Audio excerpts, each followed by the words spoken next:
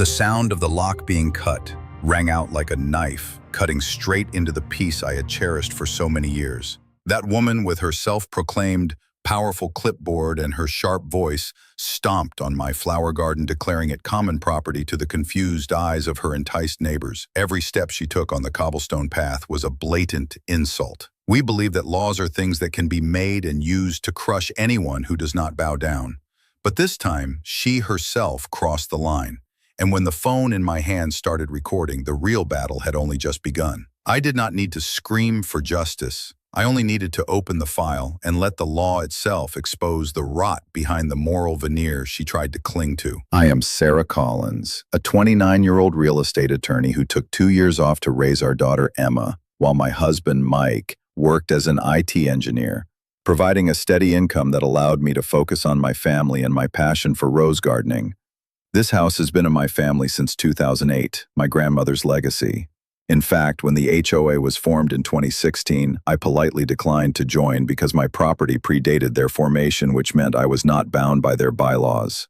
38-year-old Karen Williams became HOA president in 2019 with her classic Karen look, trimmed blonde hair, always dressed in a black jacket, carrying a clipboard. The trouble started when I built my 2-meter wooden fence around my prize rose garden, which, according to Karen, destruction of the neighborhood aesthetic and obstructed traffic visibility despite being 50 meters from the main road. But what Karen didn't realize was that she just picked a fight with someone who knew property law better than she knew her own middle name. The first week of what I now call the Karen Wars began with 3 increasingly hostile visits to my front door. Monday's visit was polite curiosity, with Karen bringing homemade cookies and asking innocent questions about my interesting fence choice. Wednesday brought firm disapproval, with Karen returning clipboard armed and citing imaginary regulations. Friday delivered barely concealed threats, with Karen's voice rising 2 octaves as she declared war on my peaceful existence. The HOA regulations clearly state that fences cannot exceed 1.2 meters and must be neutral colors, Karen announced during that Friday confrontation, waving a piece of paper in my face like she was serving a court summon from the Supreme Court of Neighborhood Aesthetics. Her voice had that shrill quality that could probably shatter wine glasses if she hit the right frequency. The house isn't part of the HOA, I reminded her for what felt like the hunt time that week, maintaining my composure while internally counting to 10 in 3 different languages. Every house in this area falls under HOA jurisdiction, she snapped back, her face turning the color of my prize-winning red roses. I calmly walked inside and returned with my notarized HOA declination form from 2016. Watching Karen's expression transform from righteous indignation to confused anger to something approaching panic, "We'll see about this," she muttered before storming off my property like a defeated general retreating from battle, her heels clicking angrily against my driveway pavement.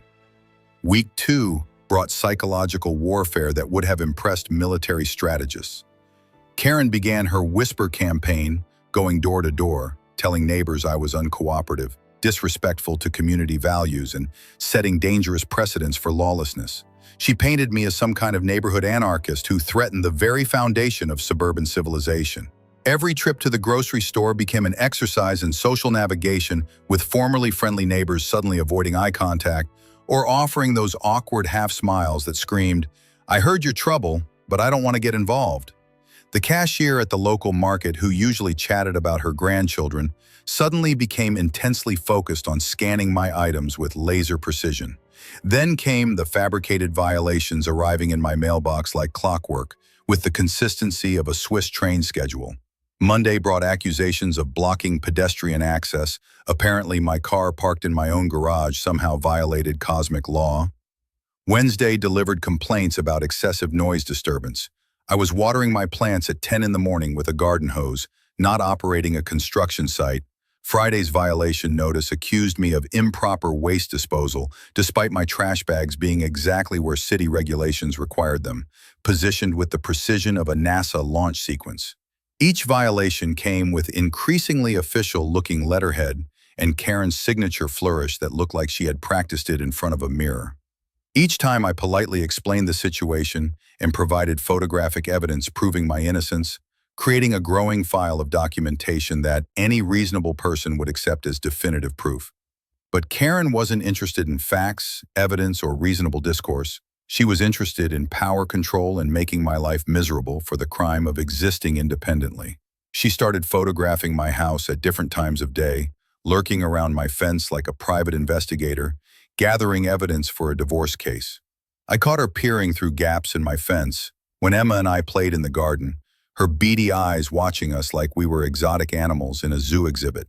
Week 3 escalated dramatically when Karen hired what she called a lawyer to intimidate me with legal threats. The man who appeared at my door was actually her unemployed friend Brad, who had failed the bar exam twice and possessed all the legal authority of a parking meter. "Mrs. Collins, you need to understand the serious legal implications of your non-compliance," Brad announced in what he probably thought was an intimidating voice, but sounded more like a teenager trying to order alcohol with a fake ID. His possibles. Confidence crumbled when I politely asked him to present his license to practice law, his face turning pale as he stammered some excuse about forgetting it in his other briefcase. He practically ran back to his car, leaving behind a business card for Bradley Thompson, legal consultant, not even claiming to be an actual attorney. I kept the card as evidence of Karen's increasingly desperate tactics and growing willingness to break actual laws in pursuit of her neighborhood vendetta. The breaking point came on Saturday of week 4, a day that would live in infamy in the annals of Maplewood Heights history. I discovered Karen had committed what amounted to breaking and entering by cutting my gate lock with bolt cutters and leading a group of actual inspectors into my private garden to assess violations. When I confronted this invasion force, Karen stood in the middle of my rose garden like a conquering general, her clipboard raised like a battle standard. "This is community property," she screamed, her voice echoing off my fence. "You have no right to exclude us from conducting official HOA business." Her face was flushed with the intoxication of imagined power. "This is my private property, and you're trespassing," I replied calmly while recording everything on my phone, my voice steady despite the adrenaline coursing through my veins. The other inspectors, really just neighbors, Karen had bullied into supporting her, began looking uncomfortable as they realized they were participating in an actual crime. "They're calling the police," Karen shrieked, apparently believing that volume could somehow transform her illegal actions into righteous enforcement. "So am I said quietly, my calm response clearly unnerving her, more than any shouting match could have. The group shuffled off my property like scolded children, leaving behind trampled roses and my growing determination for revenge. Monday of week 5 brought a $500 fine for illegal construction and community obstruction, printed on official-looking letterhead that Karen had obviously designed herself. I tossed it in the trash but began planning my counterattack with the methodical precision that had made me successful in real estate law. As a real estate attorney, I understood property rights and HOA limitations better than most people understood their own names. I started investigating Karen's background, like I was preparing for the trial of the century, researching HOA formation documents, checking legal filings, and most importantly, digging into Karen Williams herself with the thoroughness of a forensic accountant. What I found in the HOA formation records was more fascinating than any legal thriller. Karen had unilaterally modified the HOA bylaws in 2020 without member approval, expanding her authority from landscape management to complete construction oversight, essentially crowning herself queen of the neighborhood with unlimited power to terrorize residents. But the real goldmine was Karen's tax records, which told a story. Interesting than any soap opera, she'd been claiming residency in Texas to avoid California state income tax, while actually living here full-time, a violation of both federal tax law and HOA residency requirements that could land her in federal prison. I also discovered that Karen had been systematically collecting fines from residents for bogus violations, totaling over $23,000 in the past year, that had mysteriously disappeared from HOA accounts, like money vanishing into a magician's hat. Armed with this explosive information, I contacted my law school friend Michelle Torres, who specialized in genuine posing parties. "Sarah, you're sitting on a gold mine of legal violations," she said, her voice practically purring with anticipation. "Let me dig deeper into your neighbor's activities. I have a feeling we're going to find enough evidence to bury her under the courthouse." While waiting for Michelle's research, I began talking to other residents who'd been too intimidated to speak up before discovering a pattern of abuse that would have made medieval tyrants proud. Mrs. David, 67 years old, had been fined $200 for planting yellow mums instead of white ones. Apparently, Karen had decreed that only white flowers were acceptable in her perfect neighborhood vision. Dave Martinez, an electrician who worked night shifts, was penalized $300 for parking his work truck overnight in front of his own house. "I get home at 6 in the morning," he explained, his voice heavy with exhaustion and frustration. "She was already outside taking pictures at 5:30, like she'd been waiting for me all night." The pattern was becoming crystal clear. Karen was systematically abusing her power, targeting anyone who showed the slightest independence or deviation from her narrow vision of suburban perfection. She was running a personal extortion racket under the guise of community management, and she'd picked the wrong attorney to mess with. Michelle called back 3 days later with news so explosive it could have powered a small city. "Sarah, did you know? Karen Williams has been committing multiple federal crimes while playing neighborhood dictator." Her voice carried the excitement of a prosecutor who just discovered smoking gun evidence in a major case.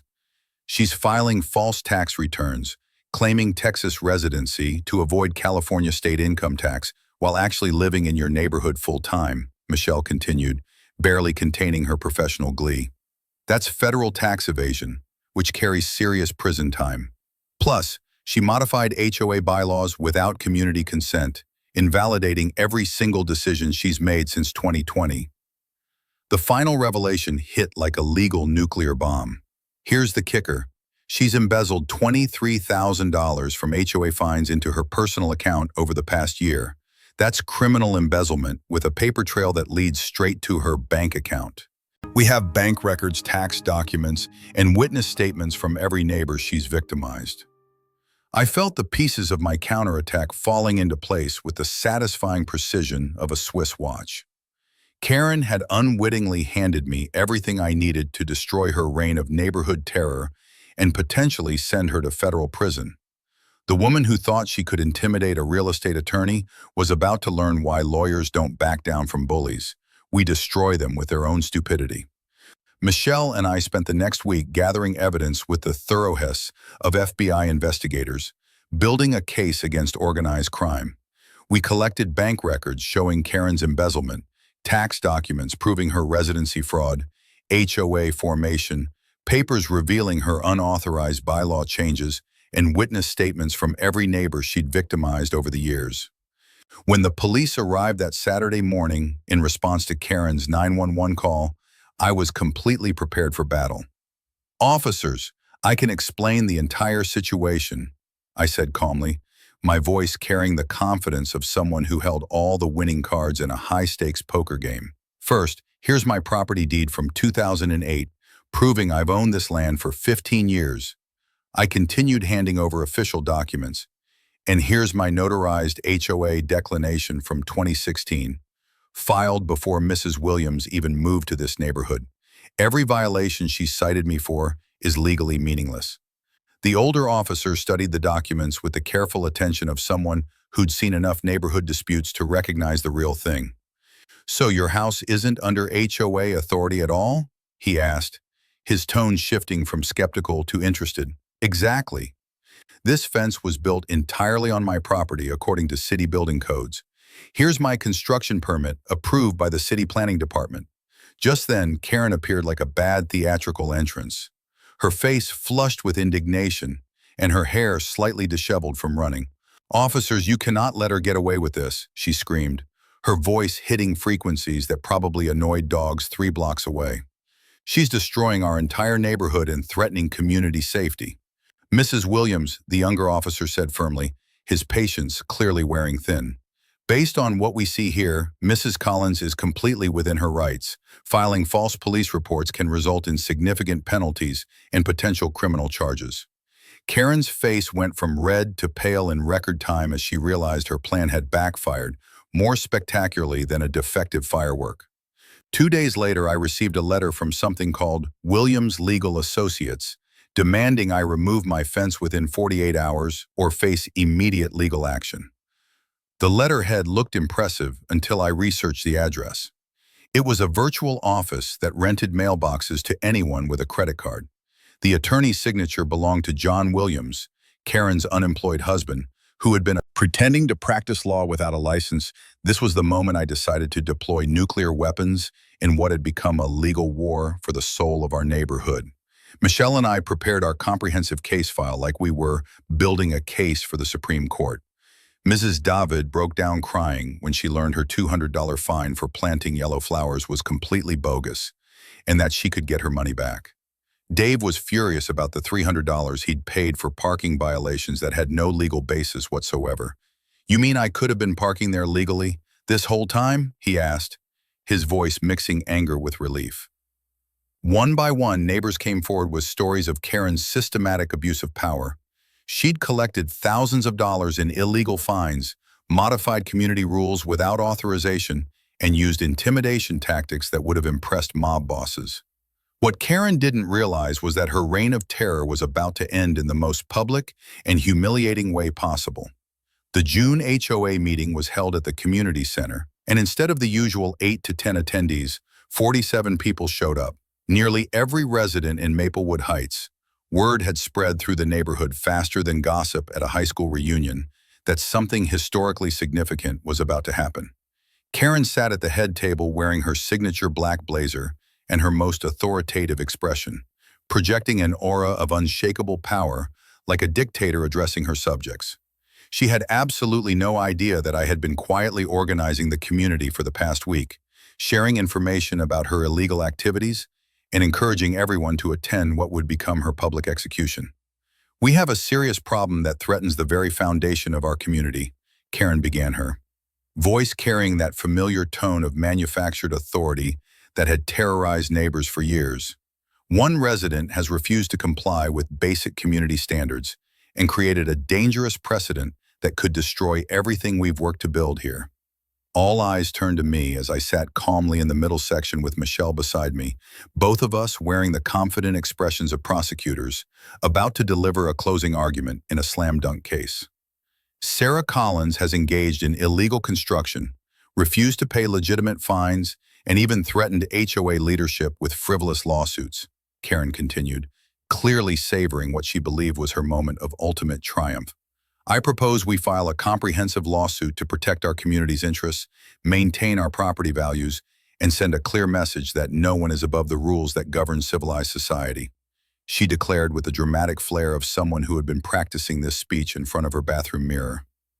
Murmurs rippled through the room as some people nodded, uncertainly, though most watched me with sympathetic expressions that suggested Karen's whisper campaign hadn't been as effective as she'd hoped. Karen opened her laptop and projected photos of my house onto the screen with the confidence of a prosecutor presenting smoking gun evidence.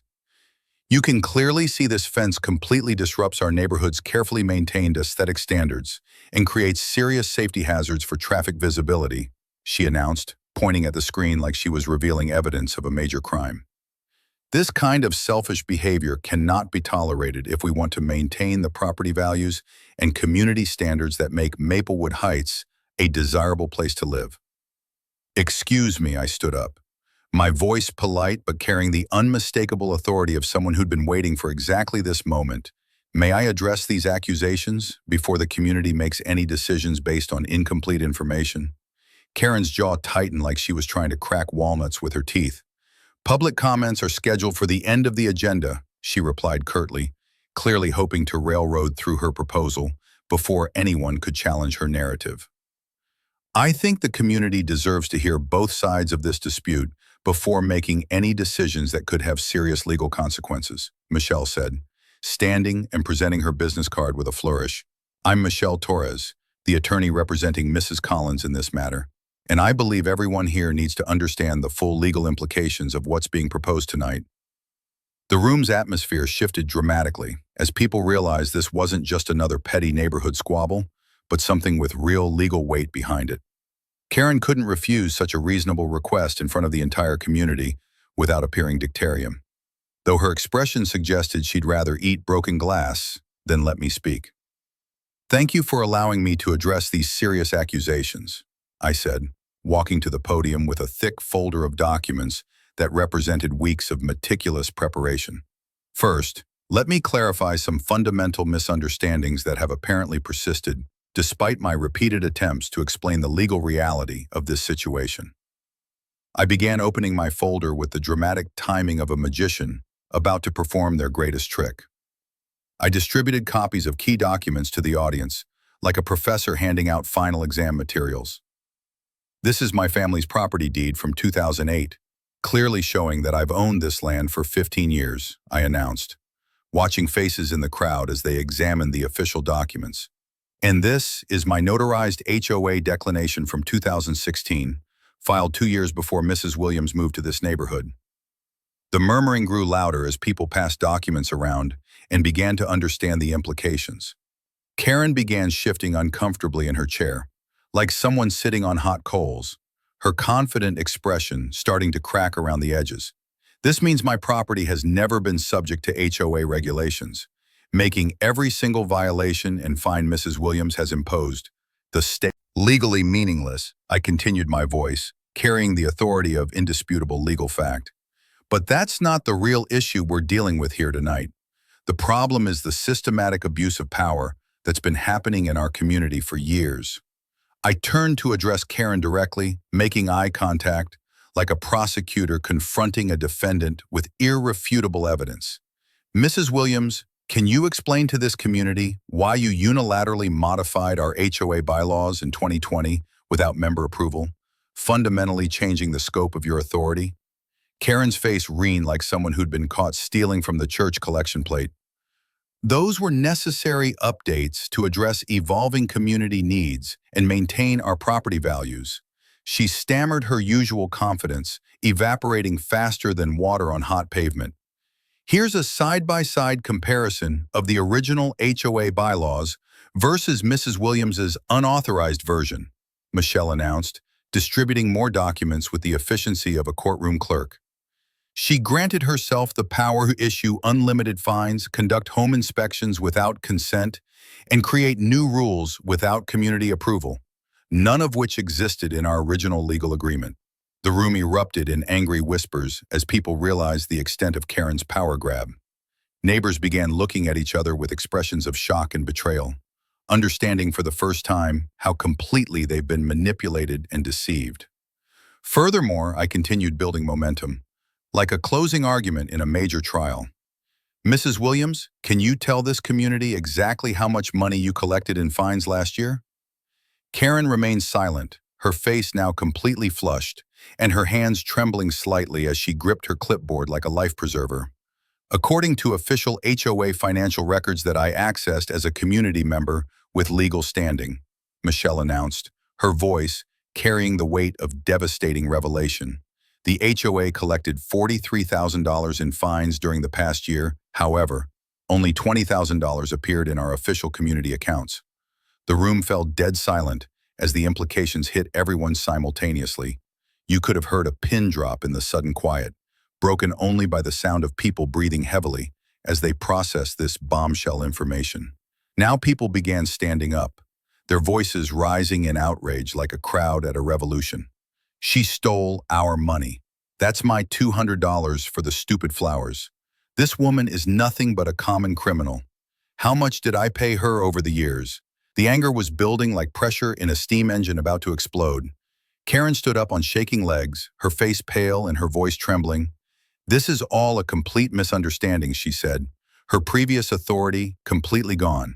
I can explain everything, if you'll just give me a chance to present the full financial picture. There's one more thing this community needs to know, I said, my voice cutting through the chaos like a knife through butter. Mrs. Williams has been filing false federal tax returns claiming Texas residency to avoid California state income tax, while actually living here full-time as our HOA president. This revelation was the final straw that broke the camel's back completely. The entire room erupted in fury that would have impressed French revolutionaries. Resign immediately, pay back every penny, call the FBI tax fraud criminal. The noise level reached concert proportions as years of suppressed anger finally found its voice. Karen looked around desperately, realizing she had zero support left in a community that had finally seen her true nature. Even her husband, John, had quietly slipped out the back door during the financial revelations, apparently unwilling to be associated with her crimes any longer. I move for an emergency vote to remove Karen Williams from all HOA positions, effective immediately. Dave, the electrician, announced, standing up with his fist raised like a union organizer leading a strike. Seconded, shouted Mrs. Chin, her voice carrying the authority of someone who'd finally found her courage. All in favor of removing Karen Williams as HOA president, I called out, conducting the vote with the formality of a Supreme Court justice. 46 hands shot up simultaneously like a forest of condemnation. Opposed, silence, so complete it was almost sacred. Not a single person supported Karen in her moment of absolute defeat. The motion passes unanimously, I announced with the finality of a judge delivering a life sentence. Karen Williams is hereby removed from all HOA positions effective immediately, and we strongly recommend she seek legal counsel regarding the criminal charges she's likely to face. Karen gathered her things with hands shaking so badly she could barely hold her clipboard, her face a mask of humiliation and defeat that would have made so weak. She left without saying another word. Her reign of neighborhood terror finally ended by the very legal system she'd been manipulating and abusing for years. 3 months after that explosive meeting, Maplewood Heights had transformed into a completely different community that bore no resemblance to Karen's former dictatorship. Karen Williams and her family had vanished in the middle of the night 2 weeks after her removal, selling their house at 15% below market value in their desperate haste to escape the legal consequences of their actions. According to Michelle, Karen was facing federal tax investigation, multiple civil lawsuits for embezzlement, and potential criminal charges that could result in significant prison time. The $23,000 had been fully recovered and returned to the HOA fund, along with additional penalties and interest imposed by the court system. The community elected Mrs. David as our new president, and with her 40 years of accounting experience, she immediately established transparent financial systems and genuine democratic governance that made our previous system look like a medieval monarchy. Our new HOA bylaws passed with 100% approval, featuring crucial changes that would prevent any future Karen from terrorizing our neighborhood. All decisions now required community voting with proper notice and discussion periods. Fines were limited to $50, maximum, and only for genuinely serious violations that affected community safety or property values. The president served as coordinator and facilitator without any dictatorial powers whatsoever. Finances were published monthly with independent annual audits conducted by certified public accountants.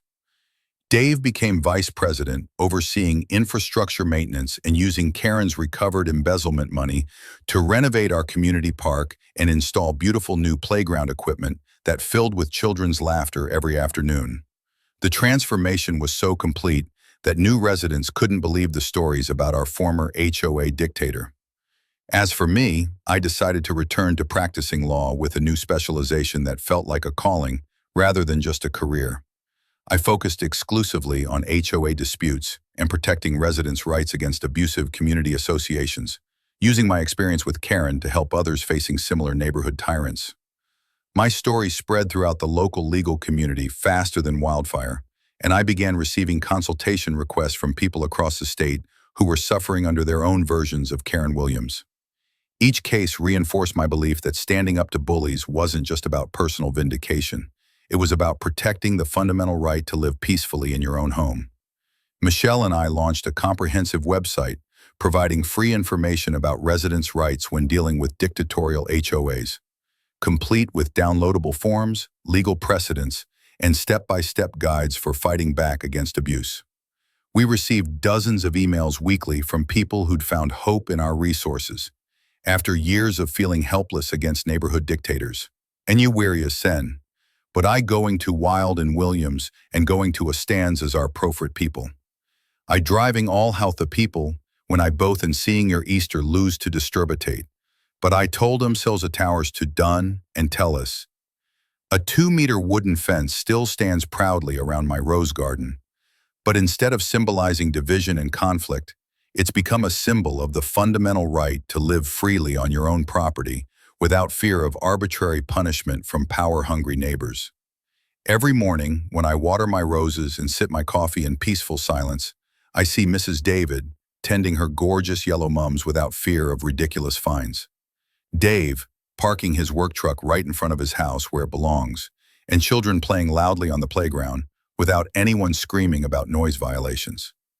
Sometimes I look up at Karen's former house, now owned by the Rodriguez family, a young couple with twin daughters who painted it cheerful turquoise and filled the entire yard with sunflowers that tower over the fence line. It's a complete transformation from Karen's sterile white house and obsessively maintained grass lawn that looked more like a golf course than a family home. The biggest lesson I learned wasn't about property law, legal precedents, or even how to defeat HOA dictators. Those skills proved invaluable. The real lesson was about the critical importance of standing up for yourself and your community when facing injustice, no matter how small or petty it might seem at first. Many neighbors had quietly endured Karen's systematic abuse for years, not because they were weak or cowardly, but because they didn't understand they had legal rights and the power to fight back. Effectively, they thought they had to accept whatever punishment Karen decided to inflict, never realizing that her authority was largely imaginary and based on intimidation rather than law. Today, sitting in my garden with my morning coffee, watching my prize roses bloom magnificently behind the wooden fence that started this entire journey, I feel a deep sense of gratitude mixed with satisfaction. Grateful for having the legal knowledge and personal courage to stand up when it mattered most. Grateful for friends like Michelle who provided crucial support during the battle. Most importantly, grateful for learning that justice doesn't happen automatically. In neat courtroom dramas, it must be fought for, earned through preparation and persistence, and protected by people willing to say no to bullies. The doorbell rings. Interrupting my peaceful morning reflection, I open the door to find Mrs. David holding a beautiful bouquet of her famous yellow mums, the same flowers that once cost her $200 in Karen's ridiculous fine system. "Thank you for giving us the courage to take back our neighborhood," she says, her eyes bright with tears of gratitude and relief. I smile looking out at our peaceful community, where people can finally do the simplest things that should never have been controversial. Plant their favorite flowers, in whatever colors bring them joy.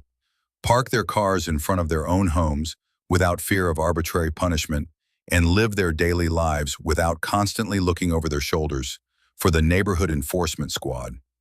This is what real victory looks like in the end.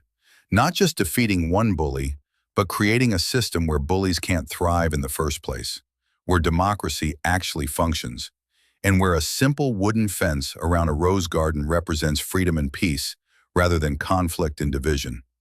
Justice, as it turns out, tastes even sweeter than perfectly brewed coffee, enjoyed in the sanctuary of your own backyard, surrounded by flowers you chose and a fence you built, on land you own, free from the tyranny of petty dictators who mistake boards for crowns.